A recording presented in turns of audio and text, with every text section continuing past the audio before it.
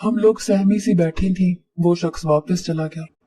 अगले रोज जब वो आया तो उसके साथ एक नर्स भी थी, जिसने हमारे बाजुओं पर इंजेक्शन लगाने शुरू कर दिए।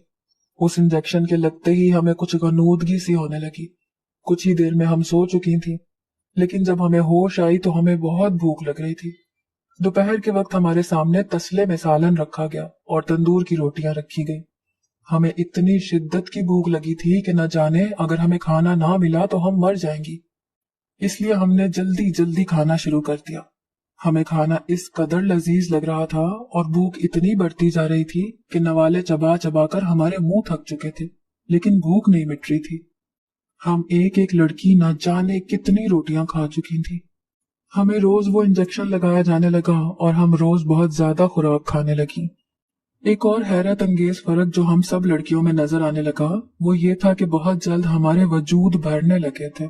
हम चंद माह में ही बड़ी बड़ी लगने लगी थी। 1 साल के बाद हम देखने में 18 साल लड़कियां दिखने लगी थी। हम खुद को देखकर हैरान थी। एक दिन वो शख्स आया और हमें गाड़ी में बिठाकर एक और जगह ले गया। अजीब सी तंग सी गलियों वाला इलाका था। हर तरफ घुंघरुओं की आवाजें आ रही थी। बेहंगम गानों का ढोल और हारमोनियम का शोर हो रहा था। बाहर उन तंग गलियों में भी पान और गुलाब के फूलों, कलियों के गजरे और इत्र की दुकानें थी। वो शख्स हमें एक पुरानी सी खस्ता सी 2 मंजिला इमारत में ले जाने लगा, जिसकी सीढ़ियां सीमेंट की बनी हुई थी और बहुत पुराने तर्ज की थी। छोटी और चौड़ी सी सीढ़ियां। ऊपर अंदर दाखिल हुए तो पूरे सहन में सफेद रंग की चांदनियां बिछी हुई थी। उनके अतराफ में गांव तकिए सजे हुए थे। एक कोने में ढोल वाला अपना ढोल रखे मुंह में पान दबाए बैठा था। हारमोनियम वाला उस पर अपनी धुनें सेट कर रहा था। एक तख्त था जहां एक 50 के लगभग उम्र की औरत फुल मेकअप किए, मुंह में पान दबाए, सामने नाचती हुई लड़की को नाचने के अंदाज सिखा रही थी। वो शख्स हमें उस औरत के पास ले आया। हमें देखकर वो औरत बड़ी खुशी से मुस्कुराई। हम सभी देखने में खूबसूरत थी। उस औरत की हमें देखकर आंखें चमकी थी। उसने उस शख्स से हमारी कीमत पूछी। उस शख्स ने हर लड़की के 10 लाख बताए थे। ये मेरा दूसरा सौदा हुआ था। हमें ये तो अंदाजा ना था कि यहाँ क्या काम होता है, लेकिन हमें ये जगह नापसंद थी। अगले रोज हमें भी वहां नाच गाना सिखाया जाने लगा। मर्दों को लुभाने की अदाएं सिखाई जाती। 1 साल में हमें अपने गाहक से पेश आने के अंदाज सिखाए गए थे।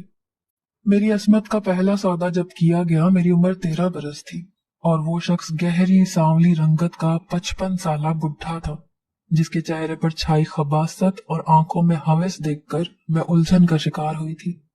जैसे ही उसने मेरा हाथ थामा मैंने झटके से उसके हाथ को पीछे किया, लेकिन उस कमीने बुढ़े ने मुझे जेरे लब गालियां बकी और कहने लगा कि इस रात की कीमत डबल दी है मैंने, इसीलिए नहीं कि तू मुझे नखरे दिखाए। सुबह मैं बेतहाशा रो रही थी। उस शख्स ने मेरे साथ गैर इंसानी सलूक बरता था। मुझे उस बुढ़े से घिन आ रही थी, नफरत महसूस हो रही थी। मुझे लगा कि शायद वो बुढ़ा ही भूखा कुत्ता या भेड़िया था, लेकिन ये मेरी खाम ख्याली थी। वहां आने वाले मर्दों के चेहरे, रंग, शक्लो सूरत तो जुदा होती, लेकिन वो शराफत को पैर की जूती के साथ ही कोठे की दहलीज पर उतार कर अंदर दाखिल होते थे। हम एक बिकाऊ माल की तरह से चलती थी। हमारी हर रात अजियतनाक होती थी। हर रोज एक नया मर्द और एक नई तकलीफ। शुरू शुरू में मैं बहुत रोई थी। अपने बाप को बद्दुआ भी बहुत देती थी कि काश मेरी माँ के बजाय वो मर जाता। मैंने उस कम उम्री में जो रूप मर्द का देखा था, मुझे मर्द जात से ही नफरत सी हो गई थी। जिस दलदल में हम फंस गए थे वहां से खुल्लासी की कोई राह न थी। वहां जो भी नई जवान लड़कियां आती उनकी अपनी दर्द भरी कहानी होती। कुछ को लड़कों ने सुनहरे ख्वाब दिखाए होते और वो घर से भागी हुई होती। लड़कों ने निकाह करने के बाद उनके साथ 4 दिन ऐश करके उन्हें कोठे में लाकर बिठा दिया था और कुछ को अगवा करके उनकी इज्जत को पामाल करने के बाद यहाँ बेच दिया गया था। हमारे मुआशरे में सबसे ज्यादा बिकने वाली शय शायद औरत है। सदियां बदलती जा रही हैं, लोग तरक्की याफ्ता होने लगे हैं। हम औरतों के नसीब कभी नहीं बदलते। हमारे लिए वही जिंदगी है। कोठे की 4 दीवारें हमारे काले नसीब में काली स्याही से लिखी जा चुकी थीं। मैं ये सोचती थी कि ये कैसी बदकिस्मती लेकर मैं पैदा हुई थी। मेरी जिंदगी में मुझे कभी कोई खुशी नहीं मिली थी। एक बार कोठे पर एक फिल्म डायरेक्टर आ गया। उसे मैं पसंद आ गई। उसने उस औरत से मुझे खरीद लिया। गो ये मेरा तीसरा सौदा हुआ था। वो मुझे पहले अपने साथ होटल में ले गया। मेरे साथ चंद दिन गुजारने के बाद वो मुझे एक स्टूडियो ले गया, जहां उसने मुझसे फोटो शूट करवाई। मैं खूबसूरत थी, इसलिए बहुत जल्द ही मैगजीन का सरे वर्क मेरी तस्वीर बनाने लगा। मेरे और एक मुर्दा औरत के वजूद में ज्यादा फर्क न रहा था, क्योंकि मर तो मैं उसी दिन गई थी जिस दिन मेरे बाप ने मेरा सौदा किया था। दूसरी बार मेरी मौत उस वक्त हुई थी जब मेरी इज्जत पामाल की गई थी। अब तो शायद मैं इन सब बातों की आदी हो चुकी थी। मुझे कोई फर्क नहीं पड़ता था कि मुझे क्या पहनाया जा रहा है और किस किस को तोहफे के तौर पर पेश किया जा रहा है। कभी कभी मुझे घर की चार दीवारी में बैठी औरत पर बड़ा रश्क आता था। कैसी खुशनसीब औरतें थीं जिनकी जरूरियात उनके शौहर पूरी करते थे। कितनी खास थीं जिनका हुस्न सिर्फ उनके शौहर के लिए ही खास था। इज्जत की जिंदगी किस कदर पाकीज़गी वाली होती है, उसकी कदर कोई हम औरतों से पूछे जो रोज सरे बाजार बिकती हैं। कभी कभी मैं सोचती थी, औरत बिकती क्यों है?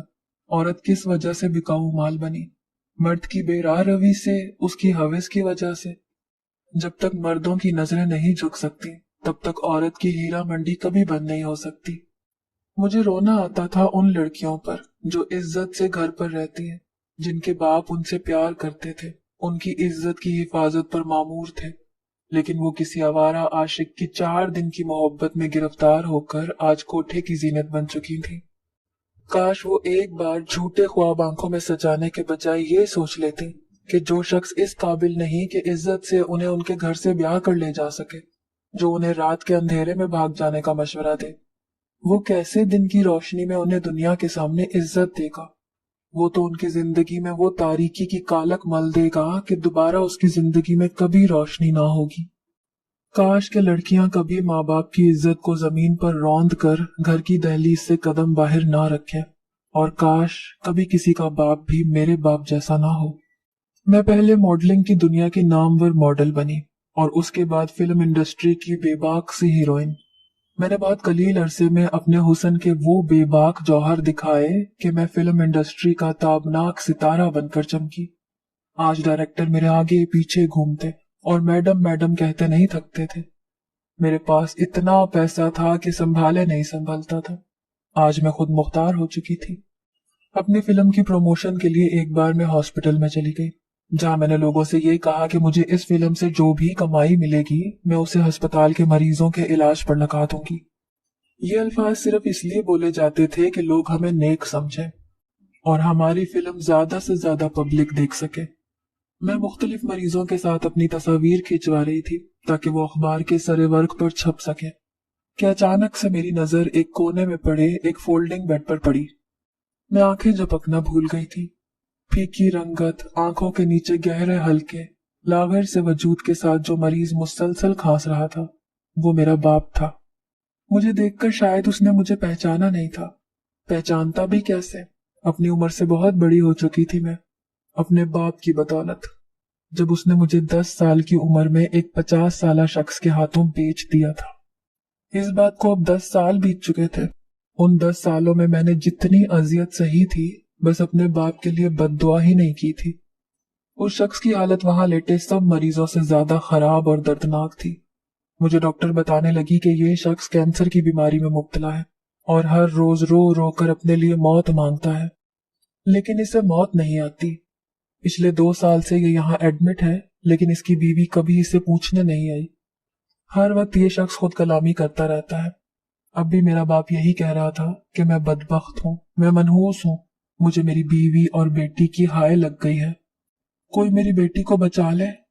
मुझे उस पर तरस नहीं आया था। मेरी बच्ची मुझे अब्बा अब्बा कहकर चिल्लाती रही कि मुझे अब्बा के पास रहना है, लेकिन मेरी आंखों पर लालच की पट्टी बंधी थी। लेकिन मुझे मेरी बीवी की चुप खा गई, सब्र की मार लग गई। मेरी दूसरी बीवी एक बदकार औरत निकली। उस जालिम औरत ने मेरा मकान अपने नाम लगवा लिया और दूसरे मर्द के साथ भाग गई। मेरी बेटी की सिसकियां मुझे सोने नहीं देती। काश मुझे मौत आ जाए, काश मैं मर जाऊं। या अल्लाह मुझे इस दर्दनाक जिंदगी से निजात दे दे, मुझे जिंदगी से खुलासी दे दे। ये सब सुनकर मुझे दुख नहीं हुआ था, क्योंकि शायद मैं अब बेहिस हो चुकी थी। मैं उस शख्स के पास चली गई जो मेरे बाप के दर्जे पर फाइज था। मुझे देखकर कुछ देर वो मुझे देखता रहा। मुझसे कहने लगा, कौन हो तुम? मैंने कहा, भूल गए मुझे? میں وہی منحوس ہوں جس کی سسکیاں تمہیں چین نہیں لینے دیتی۔ میری بات سن کر میرا باپ رونے لگا، لیکن میری پتھر آنکھوں سے اس کی حالت زار پر ایک آنسو نہ نکلا۔ وہ میرے سامنے اپنے جھریوں سے بھرے ہاتھ جوڑ کر کہنے لگا، مجھے معاف کر دے انایا، شاید مجھے موت آ جائے اور میری اذیت کم ہو جائے۔ لیکن میں نے اس کے بے بس چہرے کو دیکھ کر کہا، خدا تمہاری عمر کو دراز کرے اور تم ایسی ہی تکلیف سے دوچار رہو۔ یہ کہہ کر میں وہاں سے واپس چلی گئی۔